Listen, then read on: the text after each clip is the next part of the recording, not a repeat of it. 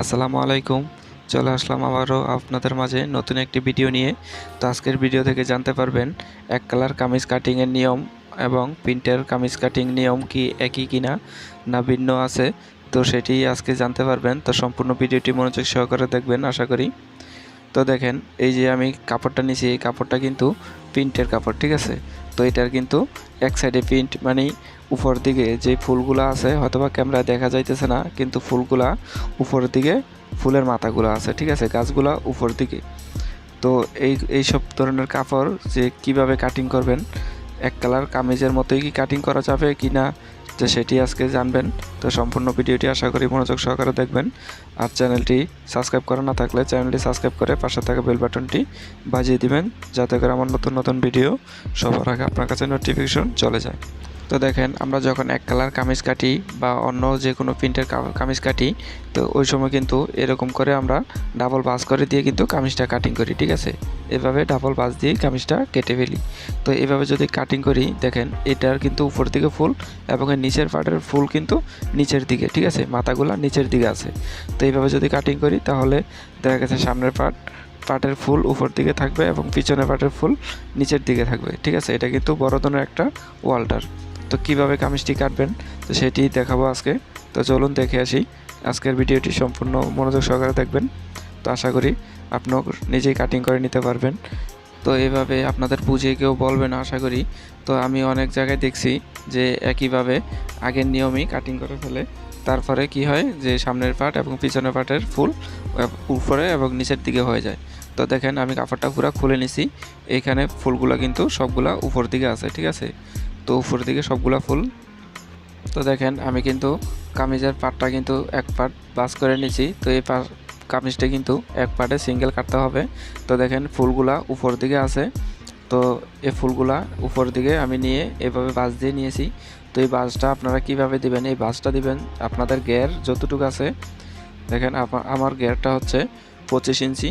তো দেখেন আমি 12.5 ইঞ্চিতে একটা দাগ দিয়ে দিতেছি। দেখেন এই যে 12.5 ইঞ্চি আছে এখানে মেইন মাপ আমাদের গেরের, আর এখানে 1.5 ইঞ্চি এক্সট্রা বাইঙ্গা সেলাইয়ের জন্য নিয়েছি। তো আপনারা এই মাপে আপনারা কামিজের পাটটি বাঁশ দিয়ে নিতে হবে। তো দেখেন এখানে প্রথমে আমি একটা ফুটের এখানে সোজা করে একটা দাগ দিয়ে দিলাম। তো ভিডিওটি মনোযোগ দিয়ে সম্পূর্ণ দেখবেন, তাহলে কোনো কিছু বুঝতে অসুবিধা হবে না। যদি টেনে টেনে দেখেন অনেক গুরুত্বপূর্ণ তথ্য মিস হয়ে যেতে পারে, তাই সম্পূর্ণ ভিডিওটি মনোযোগ সহকারে দেখার চেষ্টা করবেন। আর এরকমই নতুন নতুন কাজ শেখার জন্য আমাদের চ্যানেলটি সাবস্ক্রাইব করে রাখবেন। তো দেখেন তারপর আমাদের আর্মরের মাপটি নিয়ে নিতে হবে। তো এই আর্মরের মাপটি আপনারা কতটুক নামাবেন, তো আপনাদের তো কামিজের বডি অনুযায়ী এই মাপটি দিতে হয়। তো যাদের কামিজের বডি 40 থেকে 48 ইঞ্চি, তারা 6.5 ইঞ্চিতে দাগ দিয়ে দিতে হবে। তো 6.5 ইঞ্চি পর্যন্ত নিতে হবে। তো দেখেন আমার 46 ইঞ্চি বডি, তাই আমি 6.5 ইঞ্চিতে একটা দাগ দিয়ে দিলাম। তারপরে আমাদের এখান থেকে যেই ফাড়ার মাপটা আছে, হিপের মাপ, এই হিপের মাপটা যতটুক নিচে ফাড়াটা হবে অতটুক নিচে একটা দাগ দিয়ে দিতে হবে। তো দেখেন আমার 20 ইঞ্চি নিচে, তো আমি 20 ইঞ্চিতে একটা দাগ দিয়ে দিলাম। তারপরে দেখেন এইখানে পেটের মাপটা কিভাবে দিবেন। তো এইভাবে ফিতাটা ধরবেন, ধরে এইভাবে সমান মাঝখানে ফিতাটা করে এই সমান মাঝখানে একটা দাগ দিয়ে দিতে হবে, ঠিক আছে। তো দেখেন তারপরে আবার ফিতাটা উপরে ধরবেন, উপরে ধরে আমাদের লাম্বার মাপটা দিয়ে নিতে হবে। তো লাম্বা আমি 44 ইঞ্চি দিব। তো দেখেন আমি 44 ইঞ্চিতে একটা দাগ দিয়ে দিলাম। তো 44 ইঞ্চিতে একটা দাগ দেওয়ার পরে আরও 1.5 ইঞ্চি এক্সট্রা কাপড় নিয়ে নিতে হবে সেলাইয়ের জন্য, তাই 1.5 ইঞ্চি বেশি নিয়ে নিলাম। এখন এই দাগগুলা সোজা করে দিয়ে নিতে হবে। তো দেখেন আমি দাগটা সোজা করে দিয়ে নিতেছি, নিচের দাগটাও সোজা করে দিয়ে নিব। এই যে দাগগুলো আছে সবগুলা দাগই সোজা করে দিয়ে নিতে হবে। তো বন্ধুরা দেখেন আমি কিন্তু দাগগুলা সোজা করে সবগুলা দিয়ে নিয়েছি। তো এখন আমাদের ফুটের মাপটা দিয়ে নিতে হবে। তো ফুটের মাপটা আমরা একই নিয়মে দেব। তো যাদের বডি 40 থেকে 48 পর্যন্ত আছে তারা 7 ইঞ্চি পর্যন্ত ফুটটা দিয়ে নেবেন। তো দেখেন আমার এখানে কামিজের মাপ 46 ইঞ্চি বডি, তাই আমি 7 ইঞ্চিতে একটা দাগ দিয়ে দিতেছি। উপরেও সেম একই মাপটা দিয়ে দিব যাতে দাগটা সোজা করে দেওয়া যায়। তো দেখেন আমি দাগটা দিয়ে নিলাম। তো দাগটা সোজা করে দেওয়ার পরে এখন আমাদের বডির মাপটা দিয়ে নিতে হবে। তো বডির মাপটা দেওয়ার জন্য দেখেন আমাদের মাপ অনুযায়ী আমরা বডির মাপটি দিয়ে নিতেছি।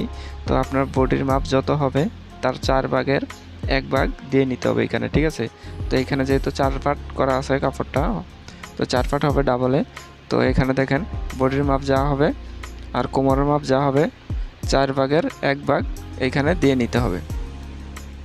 তো যদি 40 ইঞ্চি বডি হয় তাহলে 4 ভাগের 1 ভাগ 10 ইঞ্চি হয়, তাই 10 ইঞ্চিতে দিয়ে নেবেন। তো এইভাবে আপনার যা হবে তার 4 ভাগের 1 ভাগ দিয়ে নেবেন, ঠিক আছে।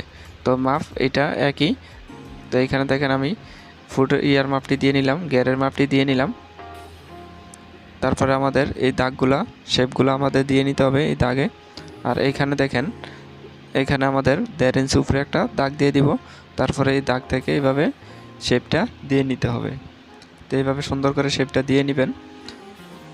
তো দেখেন আমি শেপটা দিয়ে নিলাম। এখন এই যে বডির মাপগুলা এইভাবে শেপটা মিলিয়ে নিব। তো একটা শেপ কাট দিয়ে, তো শেপ কাট না থাকলে আপনারা হাতেও দিয়ে নিতে পারেন, কোনো সমস্যা নেই।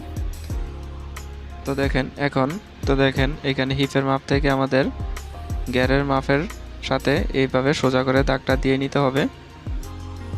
তো এখন আমরা কামিজটি কাটিং করে নিব। তো এইখানে সেলাইয়ের জন্য রেখে কাটিং করবেন, আর এখানে দাগে দাগে কাটিং করে নিতে হবে। আর এইখানে 1.5 ইঞ্চি পরিমাণ কাপড় রেখে তারপরে কিন্তু আমাদের কাটিং করে নিতে হবে, ঠিক আছে, সেলাইয়ের জন্য। তো এইখানে দাগে দাগে কাটবেন না, দাগ থেকে 1.5 ইঞ্চি বাইরে কাটিং করে নিতে হবে। তো দেখেন আমি কামিজটি কাটিং করে নিতেছি। তো দেখেন এইখানে কিন্তু একটু 1/2 ইঞ্চি ডাল করে দিতে হবে। দেখেন এখানে আমি কিন্তু 1/2 ইঞ্চি ডাল করে দিলাম। তারপরে এভাবে আমাদের এই রাউন্ডে এবার হাতার মোহরাটি কাটিং করে নিতে হবে। তো দেখেন বন্ধুরা আমি কিন্তু কামিজটি সামনের পার্টটি কাটিং করে নিয়েছি। তো এখন আমাদের পিছনের পার্টটি কাটিং করে নিতে হবে। তো এটাকে আমি সাইডে রেখে দিতেছি। তো তারপর দেখেন আমাদের এই পার্টটিও কিন্তু আমরা একই মাপে বাস দিয়ে নিয়েছি। তো তারপরে আমাদের এই যে কাটিং করলাম যে পার্টটি আছে এই পার্টটি আমাদের এটার উপরে বসিয়ে দিতে হবে।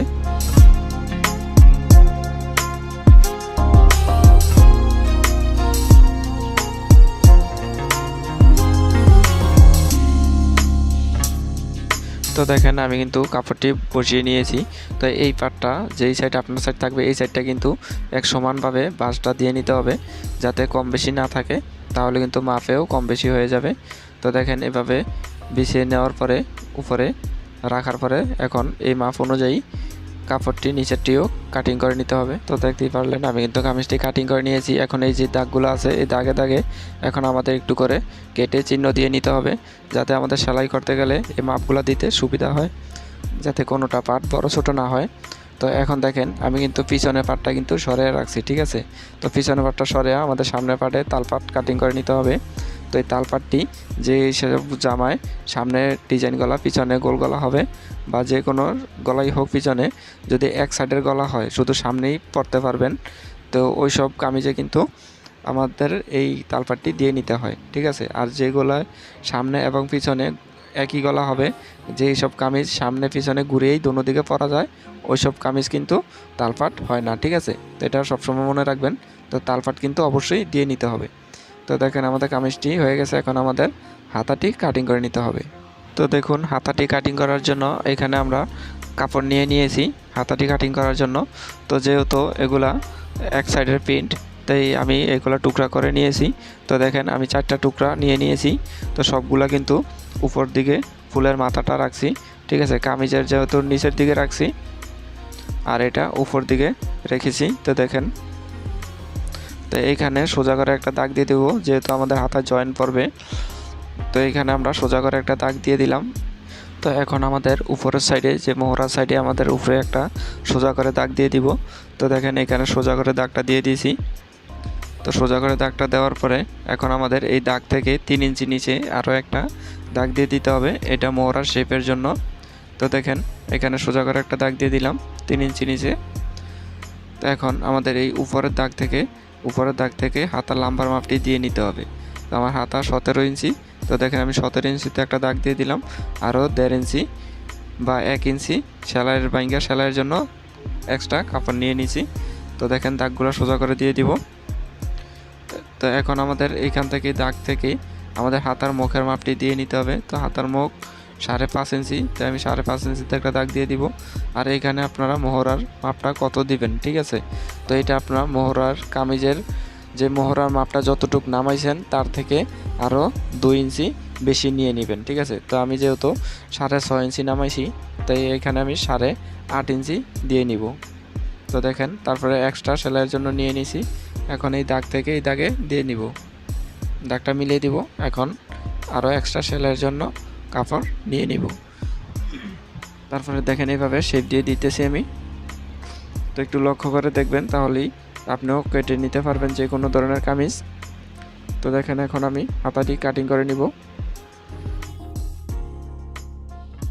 তো দেখেন আমি হাতাটি কাটিং করে নিতেছি। তো আশা করি বুঝতে পারছেন সব কিছু। তো যদি বুঝতে না পারেন তাহলে কমেন্ট করে জানাবেন। আর ভিডিওটি আপনার কাছে কেমন লাগলো অবশ্যই কমেন্ট করে জানিয়ে দিবেন। আর যদি ভিডিওতে কোনো উপকারে আসে আপনার, তাহলে ভিডিওটি শেয়ার করে দিবেন, আপনার বন্ধুদেরকেও দেখার সুযোগ করে দিবেন। আর চ্যানেলটি সাবস্ক্রাইব করে রাখবেন এরকমই নতুন নতুন কাজ শেখার জন্য। তো দেখেন এই যে পায়েরগুলো আছে, এই পায়েরগুলো আমরা হাতা এবং কামিজের নিচে দিয়ে দিব, লাগিয়ে দিব। তো আজকের মতো এই পর্যন্তই, দেখা হবে পরবর্তী ভিডিওতে নতুন কোনো ভিডিও নিয়ে। ততক্ষণ ভালো থাকবেন, সুস্থ থাকবেন, আল্লাহ হাফেজ।